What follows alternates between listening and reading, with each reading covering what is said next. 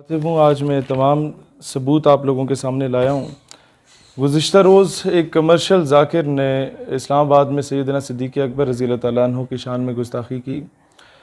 پاکستان ایک nuclear state ہے اور یہ واحد اسلامی ریاست ہے جو اسلام کے نام پہ بنی اور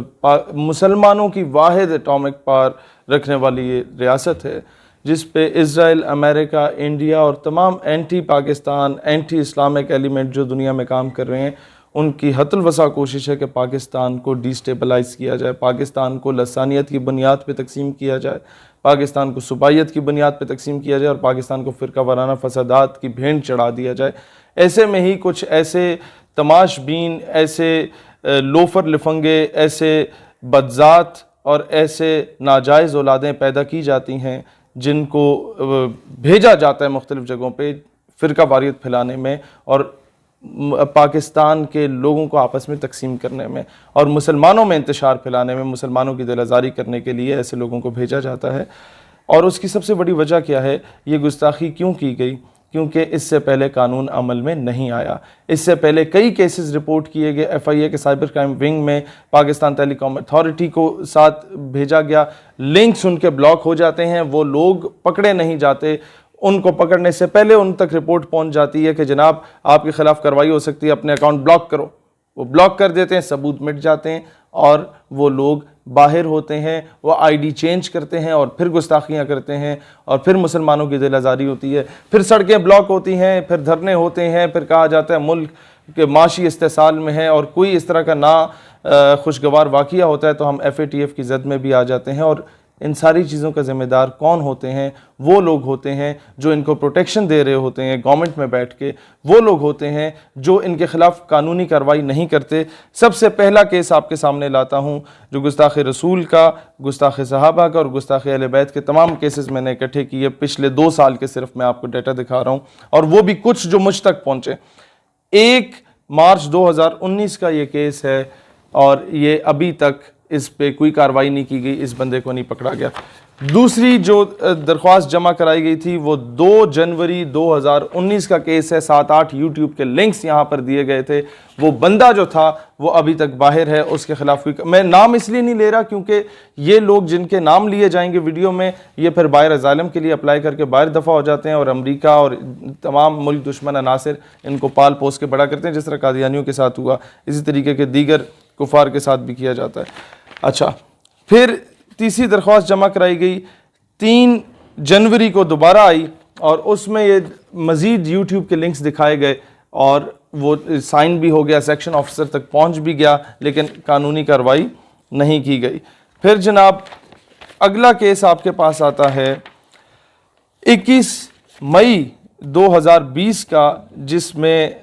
رسول اللہ علیہ السلام کی شان مبارکہ کے خلاف اور صحابہ کرام کے خلاف شدید غلط قسم کے الفاظ استعمال کیے جاتے ہیں۔ یہ کیس تب کا ہے اور اس پر بھی کوئی قانونی کارروائی ابھی تک نہیں کی گئی۔ اچھا جی، پھر کیس آتا ہے جناب 4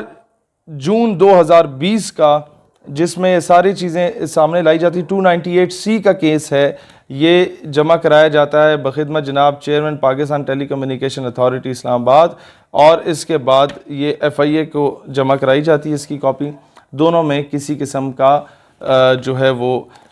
کارروائی نہیں کی جاتی۔ یہ سارے ثبوت اس کے ساتھ اٹیچ ہیں، جو باتیں کی جاتی ہیں میں وہ دکھا نہیں سکتا آپ لوگوں کو اور نہ میں وہ الفاظ کو دہرا سکتا ہوں۔ پھر اگلا کیس آتا ہے جناب، یہ سنتے جائیے، 22 اکتوبر 2019 کا کیس آتا ہے۔ اس میں سارے ثبوت کے ساتھ وہ لنکس کاپی کیے جاتے ہیں لیکن کسی قسم کی کارروائی نہیں کی جاتی۔ پھر آتا ہے جناب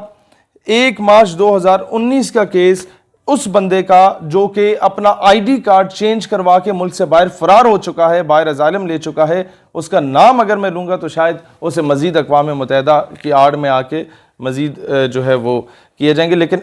اس کا آئی ڈی کارڈ کس نے چینج کرایا، پاسپورٹ کس نے چینج کرایا، کون اس کے پیچھے ہے، اس پہ انکوائری بیٹھنی چاہیے۔ اور بالخصوص راول پنڈی کے ایف آئی اے کے سائبر کرائم کا جو آفس ہے وہاں پر بار بار جا کے درخواستیں دی گئیں لوگوں کی جانب سے، کوئی عمل درآمد نہیں ہوا، ٹرخایا گیا اور کیس کو پرولونگ کیا گیا جب تک لوگ باہر فرار ہو جاتے ہیں۔ اچھا جی، 13 مئی 2019 کو یہ غلام سعید صاحب نے چکوال سے ایک کیس دائر کیا گستاخانہ خاکوں کے خلاف پی ٹی اے اور ایف آئی اے میں، لیکن اس بات کو بھی سنوائی نہیں ہوئی۔ اگلا کیس آ جاتا ہے جناب یہ، اس میں ڈسٹرکٹ میجسٹریٹ اسلام آباد کی جانب سے بھیجا جاتا ہے ایف آئی اے اور پی ٹی اے کو یہ کیس، اور اب 22 اپریل 2019 کا، اور سگنیچرز کے ساتھ، سارے اسٹیمپ کے ساتھ، ابھی تک کوئی کارروائی نہیں کی گئی۔ پھر جناب اگلا کیس آتا ہے آپ کے پاس 11 جولائی 2019 کا، اس میں بھی، اور اس پہ لکھا ہوا ہے the matter may be assigned top priority، اور یہ بھیجا جاتا ہے government of Pakistan ministry of interior سے، یہ آپ کے انٹیریئر منسٹر کی جانب سے بھیجا جاتا ہے، اور جو بھیجتا ہے وہ یہ آپ کے سامنے ہے، لیکن کوئی کارروائی ابھی تک نہیں ہوئی۔ 11 جولائی 2019 کی بات تھی اور ابھی 2020 کا اگست چل رہا ہے جناب۔ پھر آتا ہے آپ کا 29 اپریل 2019 کا کیس، ابھی تک کسی قسم کی سنوائی نہیں کی گئی۔ پھر جناب آپ کے پاس آتا ہے بلاسفیمس کانٹینٹ کا کیس، پی ٹی اے کی جانب سے بھیجا جاتا ہے، ریفر کیا جاتا ہے منسٹری آف انٹیریئر کو، اور میں ابھی ان لوگوں کے نام نہیں لیتا، ان میں سے کیا پتہ کوئی بے گناہ بھی ہوں جن آفسرز کے پاس گیا، لیکن جناب جب 1.5 سال ہو گیا ہے نا، تو پھر مجھے مجبور نہ کریں، اگلی بار میں نام لینے پہ بھی مجبور ہوں گا۔ 15 جولائی 2019 کا کیس ہے، ابھی تک کوئی سنوائی اس کی نہیں ہوئی، اور مطلب گستاخ رسول یا گستاخ صحابہ، گستاخ اہل بیت جو ہیں انہیں گرفتار نہیں کیا گیا۔ اور آخری کیس ہے 17 اپریل 2019 کا، محکمہ اوقاف کی جانب سے بھیجتا ہے ایف آئی اے کے سائبر کرائم ونگ میں، وہ جناب اس کی کوئی سنوائی نہیں ہوتی۔ یہ آپ کے اسلام آباد کے وہ کیسز ہیں جن پہ سنوائی نہیں ہو رہی، اور جب ان پہ سنوائی نہیں ہوتی تو لوگوں کو موقع ملتا ہے کہ ہمیں تو لگام ڈالنے والا یہاں پر کوئی موجود ہے ہی نہیں، لہٰذا کسی بھی صحابی رسول کی یا اہل بیت کرام علیہ السلام میں سے کسی کی شان میں، یا رسول اللہ علیہ السلام کی شان میں اگر کوئی گستاخی کرتا ہے تو وہ کھلے عام کرتا ہے، اسے اس چیز کا خوف نہیں ہوتا کہ ہمیں پکڑا جائے گا یا نہیں پکڑا جائے گا۔ 2-4 کیسز اس طرح کے ہوتے ہیں جو کہ بہت ہائی لیول کے اس عوام میں چلے جاتے ہیں، اور عوامی دباؤ کے اندر آ کے گورنمنٹ شاید کوئی ایکشن لے لے، ادروائز کوئی سنوائی نہیں ہوتی۔ پھر کوئی قانون ہاتھ میں لیتا ہے تو کہا جاتا ہے توہین عدالت ہوتی ہے، قانون ہاتھ میں نہیں لینا چاہیے، لیکن اس پہ دیکھا جائے کہ گورنمنٹ میں یا اداروں میں یا محکموں میں کون کون سے ایسے سمپتھائزرز موجود ہیں جو ایسے لوگوں کی پروٹیکشن کر رہے ہیں۔ میں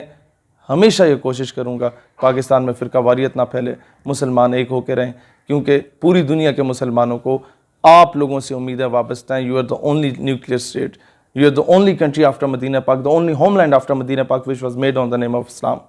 پاکستان ہمیشہ زندہ باد۔